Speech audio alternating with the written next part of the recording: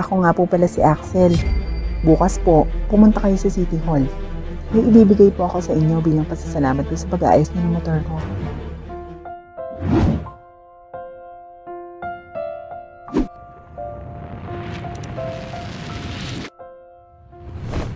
Manong! Manong sorbetero! Agad namang huminto si Nico sa batang bibili sa kanya ng ice cream. Manong, 2 pong ice cream. Dagdagan niyo po yung scoop ha. Saad ng batang bibili at inabot ang bayad kay Nico. Sige, dadagdagan ko na lang yung scoop. Tapos sa akin ka na lagi bibili ng ice cream ha. Saad ni Nico. Dumila naman ang bata. Dagdagan mo muna ng ice cream para sa'yo ako bibili. Sabihin ko din sa mga kalaro ko na sa'yo din sila bumili ng ice cream kapag dinagdagan mo yung ice cream ko. Natawa naman si Nico. Sige ha, sa akin na kayo bumili ng ice cream. Oh, ayan, dinagdagan ko yung scoop mo. Saad ni Nico at inilapit ang ice cream sa bata.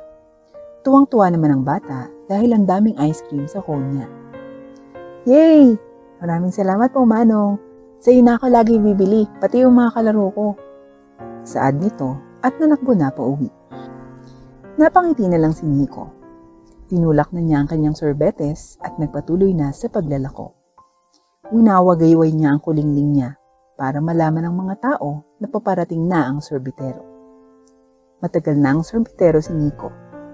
Binata pa lang siya ay nagtitinda na siya ng sorbetes. Hanggang ngayon na may pamilya at anak na siya. Hindi kasi siya makahanap ng permanenteng trabaho dahil hindi siya nakapagtapos ng pag-aaral dahil na rin sa kakapusan.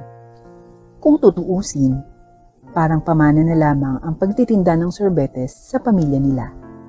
Kakarampot lang ang kita ni Nico sa pagbibenta ng sorbetes, pero sapat na para makakain ng pamilya nila ng 3 beses sa isang araw. Sa totoo, namumroblema nga lang siya sa pag-aaral ng mga anak niya. Dahil nga kakarampot lang ang kita niya sa paglalako ng sorbetes, nangangamba siya na baka hindi niya mapagtapos ang mga ito dahil sa hirap ng buhay. Ayaw niyang mangyari iyon. Marami siyang pangarap sa mga anak niya. Ayaw niyang matulad ang 3 anak niya sa kanya. Kahit gusto mang makapagtrabaho ni Nico, sa trabahong may malaking sahod ay hindi niya magawa dahil walang tumatanggap sa kanya dahil nga hindi siya nakapagtapos. Kaya ginagawa ni Nico ang lahat para kumita ng pera para sa pamilya niya. Umaaraw man o bumabagyo, ay naglalako siya ng sorbetes para kumita lang ng pera. Kahit na hindi siya kumain sa magdamag, may pagkain lang na ihain sa pamilya ay ayos na siya. Ang mahalaga sa kanya ay malusog at masaya ang pamilya niya. Kahit na mainit at ang haling tapat, ay naglalako pa rin ng sorbetes si Nico. Nang araw na yon, pumunta siya sa parke para maglako dahil alam niyang maraming batang naglalaro doon kasama ang magulang ng mga ito. Muli, iwinagayway niya ang kulingling para malaman ng mga bata na may naglalako ng sorbetes. Ma, bili mo ako ng ice cream. Ma, nandyan na yung ice cream, penging pera. Ma, penging lama, bibili ako ng ice cream. Hirinig ni Nico na sigaw ng mga bata.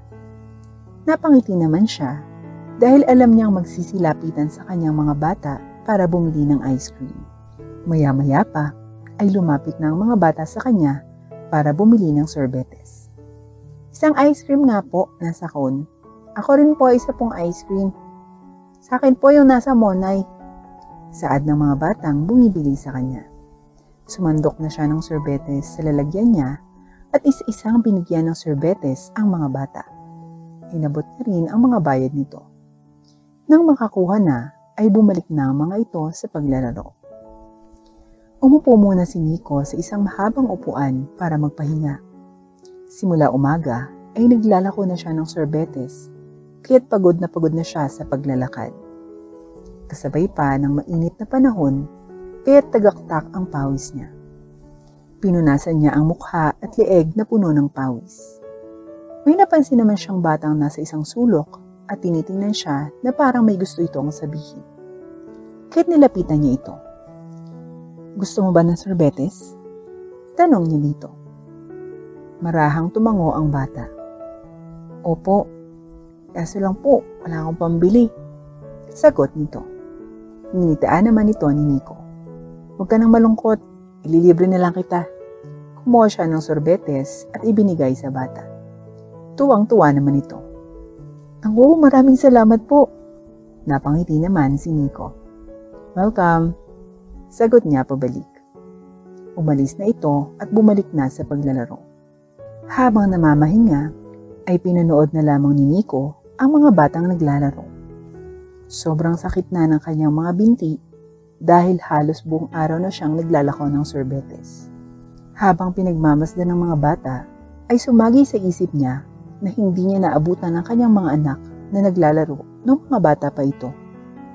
Mahal niya ang mga anak niya, pero dahil sa hirap ng buhay, ay hindi niya mapaglaanan ng oras ang mga ito. At biglang sa isang iglap, ay malalaki na ang mga anak niya nang hindi niya namamalayan.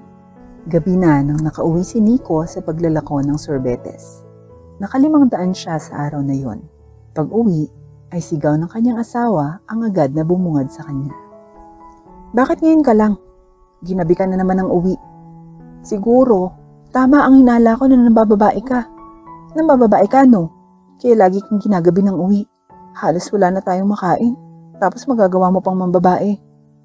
Sigaw nito sa kanya. Napahawak si Nico sa kanyang sentido. Halos araw-araw na lang ay ganoon ang kanyang asawa. Lagi itong naghihinala na may babae siya kaya't palagi siyang ginagabi ng uwi. Napapagod na siyang magpaliwanag dito. Kahit wala naman siyang kasalanang ginagawa, ay ayaw pa rin maniwala ng kanyang asawa. Nagsasawa na si Nico sa paulit-ulit na akusasyon nito sa kanya. Ngunit mahal niya ang asawa niya, kaya kahit pagod ay inuunawa na lamang niya ito. Mahal, ilang beses ko nang sinabi sa iyo, wala akong babae at hindi ko magagawang mambabae dahil ikaw lang ang mahal ko. Ginabi ako dahil inubos ko muna yung tinda kong sorbetes bago umuwi. Sana naman, huwag mo naman akong paghinalaan ng ganyan dahil napapagod din ako. Mahinahong paliwanag ni Nico sa asawa. Hindi naman umimik ang asawa niya. Nasaan na yung kinita mo sa pagtitinda? Akin na. Sigaw nito. Ibinigay naman ni Nico ang pera sa asawa niya. At nagalit ito. 500 lang? Kulang to, Nico. Alam mo namang nagbabaon ng mga anak mo. Tapos ito lang ibibigay mo. Kulang pa nga to pambili ng bigas at ulam eh. Maghanap ka na kasi ng trabaho para naman mas malaki yung maibigay mo. Kulang na kulang yung kinita mo dyan sa pagtitinda ng sorbetes na yan. Malapit nang magkolehiyo yung mga anak mo. Hindi pwedeng lagi na lang 500 pababa ang binibigay mo. Galit na sigaw ng asawa niya. Gagawin ko na lang ng paraan, mahal. Sa ngayon talaga, wala akong mahanap na matinong trabaho. Pasensya na. Ang sabihin mo, tamad ka lang. Kulang na kulang tong binibigay mo. Ang dami nating binabayaran. Mapuputulan na nga tayo ng kuryente. Baka naman nagtatago ka sa akin ng pera, ha? Pulyaw sa kanya ng kanyang asawa. Napasintido na lang si Nico. Pagod na nga siya katatrabaho, sasalubong pa sa kanya ang pagtalak ng kanyang asawa. Wala akong tinatagong pera sa iyo, mahal. Yan na lahat yung kinita ko ngayong araw. Alam mo naman ang hirap ng buhay ngayon, di ba? Sana naman maintindihan mo ko. Paano na to? Mangungutang na naman ba ako? Nahihiya na ako sa mga pinagkakautangan ko. Halos araw-araw silang naniningil. Yung iba nga ayaw na akong pautangin. Galit na sagot muli nito. Gawan mo muna ng paraan. Napapagod din ako. Ginagawa ko naman ang lahat para makapaghain ng pagkain sa mesa eh. Pero anong magagawa ko? Ayan lang yung kaya kong kitain. Kaya nga, umanap ka ng matinong trabaho, di ba? Sawang-sawa na ako sa ganitong buhay, Nico.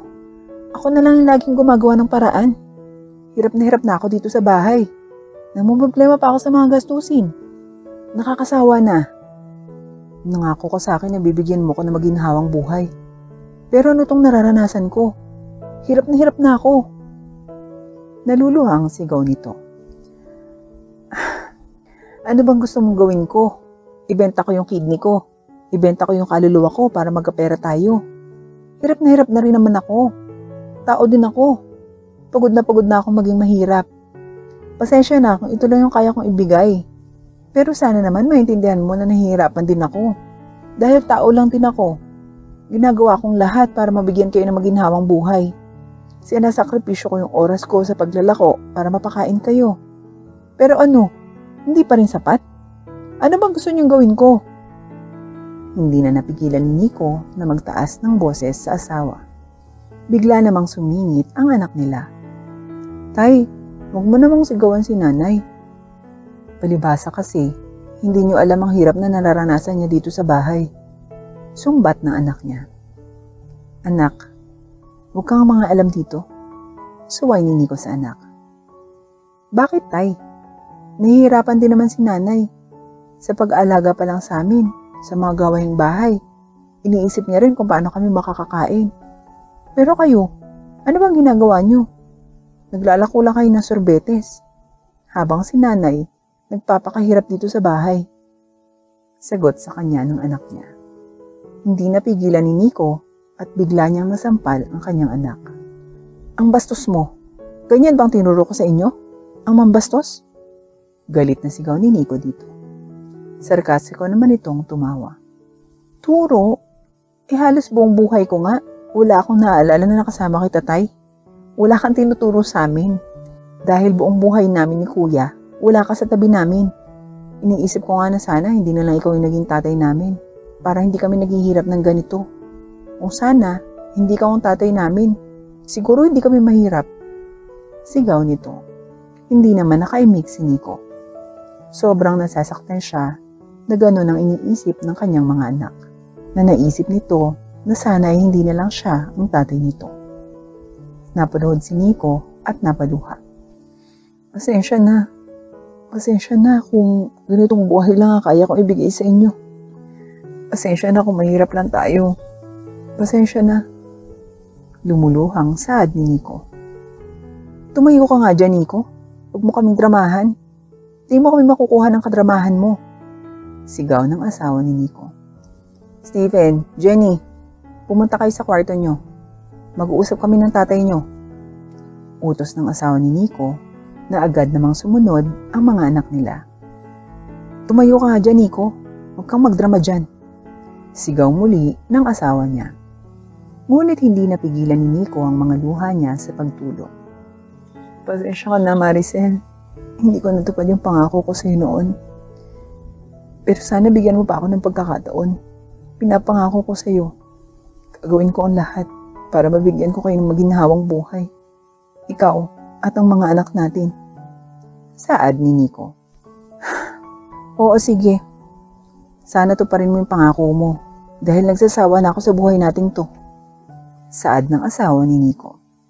Niyakap naman ni Nico ang asawa niya.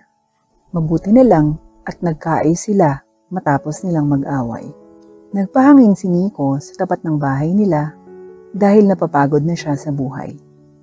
Kaya't nagmumuni-muni siya. Tay, nilingon naman niyang tumaw sa kanya. Ito ay ang anak niyang si Jenny. Bakit anak? Tanong ni Nico dito. Umupo naman ito sa tabi niya. Pasensya na po, tay kung nasagot ko kayo kanina. Alam ko pong mali yung ginawa ko. Saad ng anak ni Nico. Umiti naman si Nico. Ayos lang nak. Alam kong nabigla ka lang. Halika dito at yayakapin ka ni tatay. Saad ni Nico at niyakap ang anak.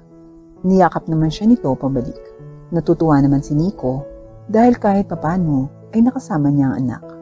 Kinabukasan, pinagsabay ni Nico ang paglalako ng sorbetes at paghahanap ng ibang trabaho. Sa unang araw ay hindi siya pinalad dahil halos lahat ay naghahanap ng diploma galing sa kolehiyo. Halos lahat ay naghahanap ng mga nakapagtapos ng pag-aaral. Pero hindi pa rin sumuko si Nico. Gagawin niya ang lahat para matupad ang pangako niya sa kanyang asawa na bibigyan niya ito ng maginhawang buhay. Habang naglalako ay may nadaanan si Nico na isang lalaki na nasiraan ng motor sa daan. Mukha itong namumroblema at panay ang tawag nito sa telepono. Nilapitan naman ito ni Nico para tulungan. Pre, mukhang matindi yung sira sa motor mo ah. Gusto mo bang tulungan kita? Tanong ni Nico. Kung pwede po, sagot naman ng lalaki. Ngumiti naman si Nico. Pwedeng pwede. Alam mo, hindi mo inaitatanong na dati ako mekaniko. Madali lang sa akin to. Nagsimula nang kumpunihin ni Nico ang sasakyan. Wala pang isang oras ay naayos na niya ito. Tuwang-tuwa naman ang lalaking tinulungan niya. Maraming salamat po. Ito po yung contact number ko. Kung may kailangan kayo, tawagan niyo lang po ako. Saad nito. Mukhang naghahanap po kayo ng trabaho Tumango naman si Nico. Oo, kaso lang ang hirap matanggap sa trabaho. Lalo na yung tinatanggap lang nila yung mga nakapagtapos ng kolehiyo. Ano po palang pangalan niyo? Tanong ng lalaki. Nico Legaspi. Ikaw? Ngumiti naman ang lalaki. Ako nga po pala si Axel. Bukas po, pumunta kayo sa City Hall. May ibibigay po ako sa inyo bilang pasasalamat ko sa pag-aayos niyo ng motor ko. Saad ng lalaki. Kahit wag na. Masaya na akong nakatulong sa'yo. Saad ni Nico. Basta pumunta po kayo doon. Aasahan ko po kayo. Sabihin niyo lang po sa receptionist yung pangalan niyo. Sige po, mauna na po ako. Hindi na siya nakapagpasalamat pa at bigla nang umalis ang lalaki. Kinabukasan, nagpunta nga sa City Hall si Nico katulad ng sinabi ng lalaki. Nagulat na lamang siya nang sinabi ng receptionist na binigyan siya ng trabaho bilang supervisor ng anak ng mayor. Tsaka na lamang niya na pagtagpi-tagpi ang lahat. Ang tinulungan niya pala ay anak ng mayor. Tinanggap naman ni Nico ang alok na trabaho. Ginalingan niya at hindi niya sinayang ang oportunidad. Nagsumikap siya at nang makaipon ay nagtayo siya ng sariling negosyo. Naging katuwang niya ang pamilya niya para mapalago ang munting negosyo nila. Malaking sakripisyo at hirap ang ginugol ng pamilya niya para sa negosyong iyon. At hindi nagtagal ay lumago nga ito. Mula noon ay hindi na sila namomroblema sa pera. Sa wakas, hindi na maghihirap ang pamilya ni Nico at natupad na ang pangako niya na bigyan na maginhawang buhay ang kanyang pamilya.